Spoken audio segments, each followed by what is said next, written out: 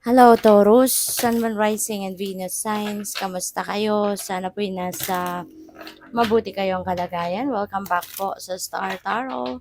At kung bago kayo rito, welcome din po kayo. Please subscribe, like, share my videos, and leave me a comment kung nakaresonate kayo.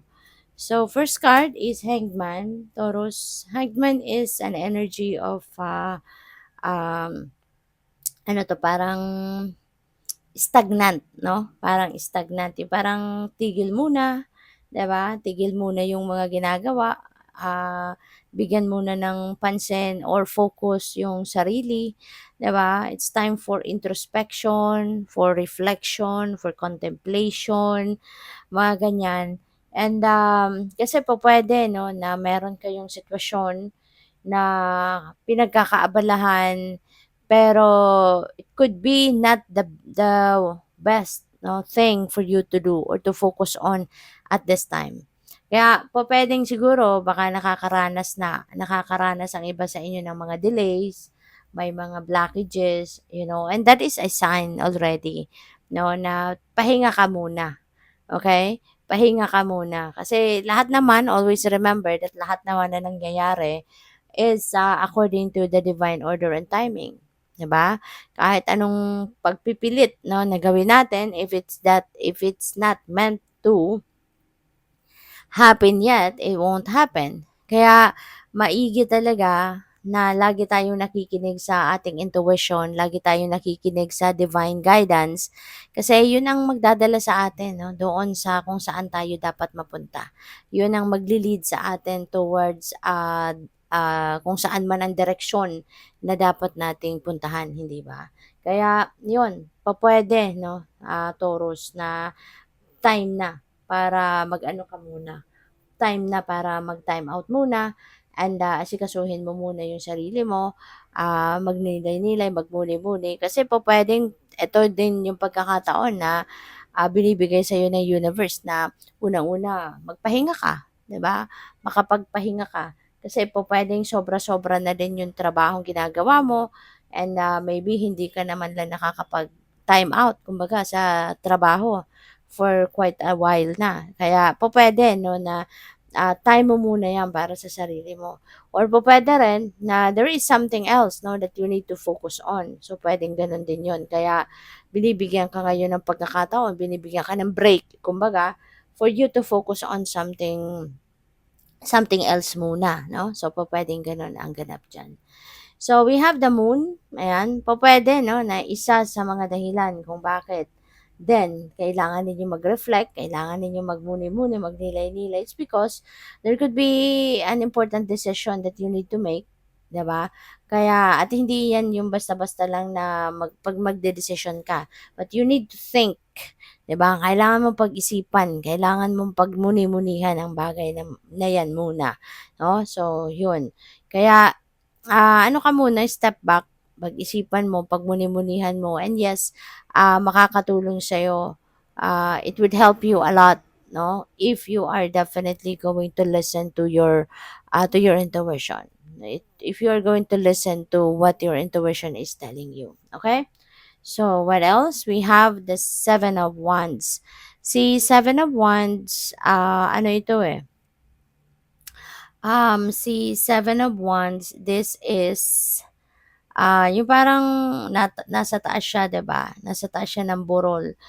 He is on top of the hill, and eto yung parang siguro very successful na kayo sa buhay. Maaaring magandang posisyon ninyo sa trabaho, maaaring,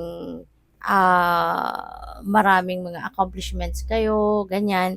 And, siguro kaya may mga tao sa paligid mo na hindi natutuwa, hindi nila na-appreciate, 'di ba, yung ano mo, yung success mo. Kasi nga, baka yung mga taong itong nasa paligid mo, maybe some of them, alam mo, may mga tao, 'di ba, na hindi, kahit wala tayong ginagawa sa kanila, kahit wala tayong masamang ginagawa or walang masamang sinasabi, but they are against us. Magagalit sila kasi kung ano yung accomplishments mo, kung ano yung kinalalagyan mo sa buhay, maaaring yun ang gusto nila, and they don't want you to be on that spot. Kaya gumagawa sila ng hindi maganda, gumagawa sila ng paninira, gumagawa ng kwento, yung mga gano'n, 'di ba?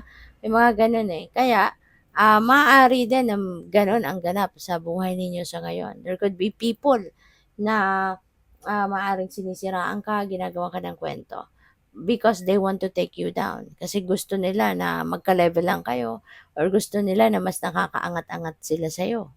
'Di ba? May mga gano'n. Kaya stand your ground. This could be a challenge para sa'yo. Stand your ground. Piliin ninyo yung battles ninyo na papasukin. Choose your battles wisely. Kasi may mga laban sa buhay na, oo, kailangan nating harapin, pero may mga laban sa buhay na kailangan mo nalang dedmahin, 'di ba? If it's not worth your time, effort, and energy, kung hindi man makakatulong sa'yo, then 'wag mong pansinin. Pero kung hindi rin naman nakakaapekto sa iyo, yung integrity mo, dignity mo, pangalan mo, 'di ba? Safety mo, kung hindi naman naaapektuhan 'yan, 'di ba? Might as well just ano lang, practice the art of dedma, 'di ba? Para hindi ka na maapektuhan. So, yun. Kaya use your own judgment and discernment. Okay? Tignan mo ang inyong sitwasyon. Pag-aralan kung anong best na gagawin ninyo, then yun ang gawin ninyo. So, by the way, maraming salamat for subscribing. And if you haven't subscribed yet, subscribe na kayo. And also, maraming salamat din for not skipping the ads. Malaking bagay yan sa akin. And also, please click the join button sa baba ng video kung gusto niyo na mag-join kayo sa membership. Okay? Salamat po. So, we have twin flame. Ayan, Taurus. Maaari na sa ngayon, kung lalo-lalo na kung single ka pa, baka mamimit mo na ngayon ang inyong twin flame. Baka makilala mo na siya sa ngayon sa kahit anumang okasyon dadating na yung twin flame ninyo. At ito na siguro yung baka ang iba sa iyo magsisimula no, ng bagong partnership, magsisimula ng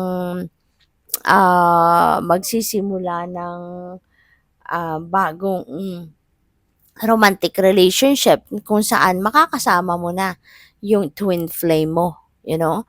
So baka ito na yung simula ng journey ninyo sa buhay na makakasama niyo na yung talagang nakatakdang magiging partner mo sa buhay, no? So good luck.